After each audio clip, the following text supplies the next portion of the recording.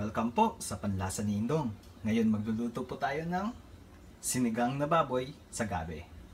Ito mga ingredients na kailangan. Pork belly, yan po ang gagamitin ko po ngayon. Siyempre yung hugas bigas, yung pinagugasan ko ng rice. Bok choy. Wala po akong makitang kangkong, kaya ito po yung pwede po natin gamitin. Siyempre gabi. Tomato, okra, sitaw, labanos, kailangan din natin ng talong, and sile, syempre, sibuyas, patis, and yung ating tamarind soup mix. Nakita nyo, ang dami ko pong ingredients. Yan pong halos lahat na nilalagay sa ating sinigang na baboy. Okay, so first step na gagawin po natin, papainit lang po tayo ng mantika. Ngayong mainit na po yung mantika, pwede na po natin igisa yung ating sibuyas. Pakalan po natin ito halo-haloin hanggang lumambot yung ating sibuyas.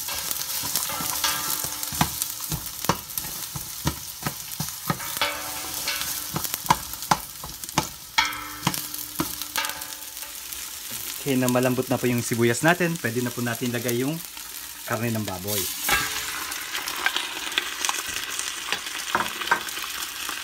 Then, pwede na po natin isama yung ating patis dito.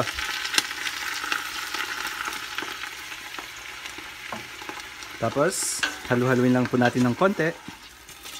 Isi-simmer lang po natin to for 2 minutes. Para ho pumasok yung patis sa balat ng ating karne ng baboy.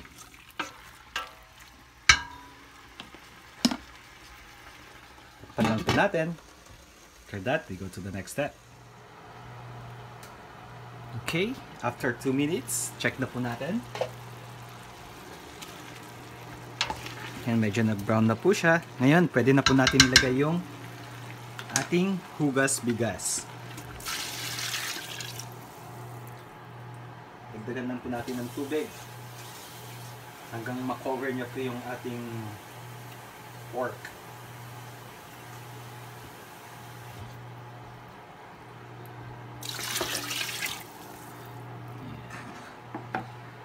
Tapos pwede na po natin ilagay yung ating gabi. Sasabay na po natin to na pakuluin na at saka palambutin yung ating baboy. Kasi po, yan po yung mas masarap, tapos mas malapot po yung ating sabaw. Okay? So lang po natin pakuluan to. Ayan po natin. So ayan po, kumukulo na po siya, pero matigas-tigas pa rin po yung karne nito. Ngayon, ilalagay na po natin yung ating kamatis. Isasabay na po natin yan, papalambutin yung ating baboy. Then, ilagay na po natin yung ating tamarind soup mix para ho kumapit na po yung lasa doon po sa ating karne ng baboy.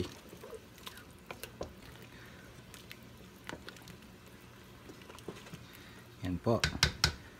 So, ulit ito natin takpan.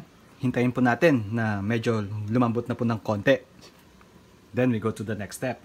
Takpan lang po natin.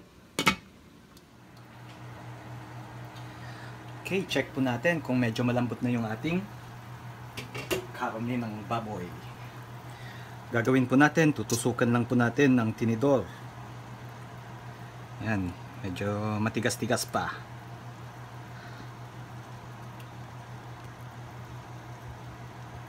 Okay. Medyo matigas pa ng konti. So, ayan lang ho natin, palambutin muna. Takpan ho ulit natin. Okay, check po ulit natin kung malambot na yung ating karne.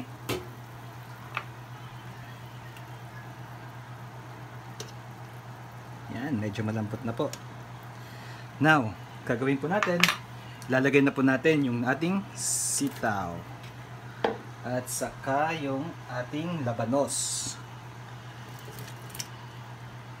Yan.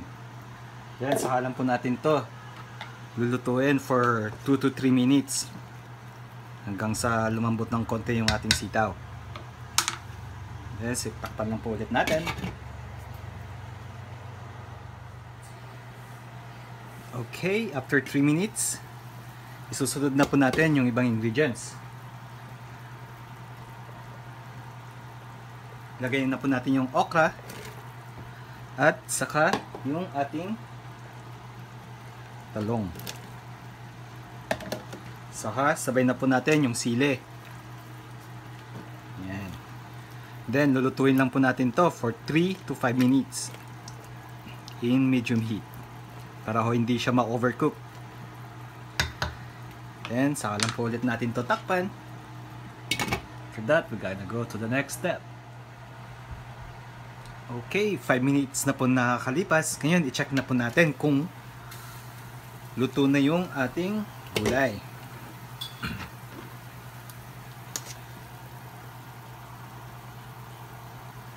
Okay. Yan, at least hindi po siya na-overcook. Ngayon, habang kumukulo po to, ang gagawin natin, ilalagay na po natin yung bok choy sa itaas. Saka po natin patayin yung apoy. Lagyan lang po natin sa ilalim. Yan.